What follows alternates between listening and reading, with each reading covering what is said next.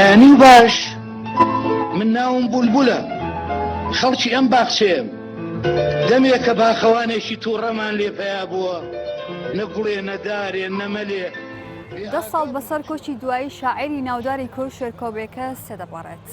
لە یەکێ لە شارەکانیدا دەڵێت هەر کاتێکیش کە مردم دوای خۆم بۆ ئێوە و کوردستان چەندین شاری نازدار بەجێدێڵم هەر لەم چوارچێوێژدا شێرکۆبێکەس و شاعرەکانی هەمیشە بەنەمری لەناو ئەدەبیاتی کووردا دەمێنێتەوە. هەموو ناوزڕانی سەر و سنەوبەر و دارسێوانە لە پایچی پێم ئەڕێتەوە ڕسکەری وەڕسکەر بەیانیان زوو پێش باو پێش کازیوە و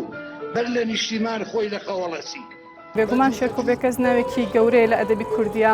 جێگەی خۆی لە هەر شوێنێکی هۆنراوە ینی وشەکانی لە تەواوی ئەدەبیاتی کوردیا ڕەنگی یاوەتەوانێ ئێمە ژۆگرە خراوی شار ئەمە یەکەمین ساڵ ئەمیاداکەینەوە بەڵام پێمان خۆشە ئەمیادە بەردەوام بەرز ڕابگیرێ.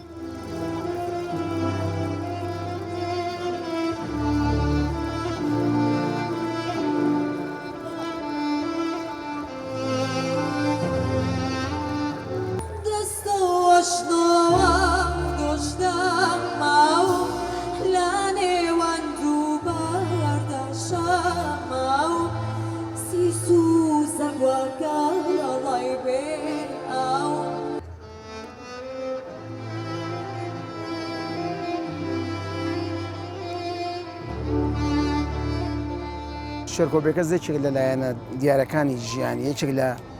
لایەنە دەوڵەمەندەکانی ژیانی جگە لە نووسینی شعر و پەخشان نووسینی نامەیە و ئەدەبیاتی نامە لە ئەدەبیاتی شێرکۆبێکەس یەکێکە لە بوارە زۆ گرنگ و کاریگەریەکان. لە پاش مردنی کاک شێرکۆ دەستم کرد بە کۆکردنەوەی نامەکانی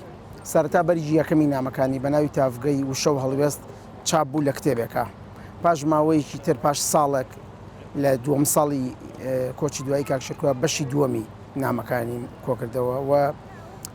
لە ئێستا سەرخاڵی بەشی سێمی نامەکانی شێرکۆبێکەسم کە بە هەمووی زیاتر لە 150 نامە بێت.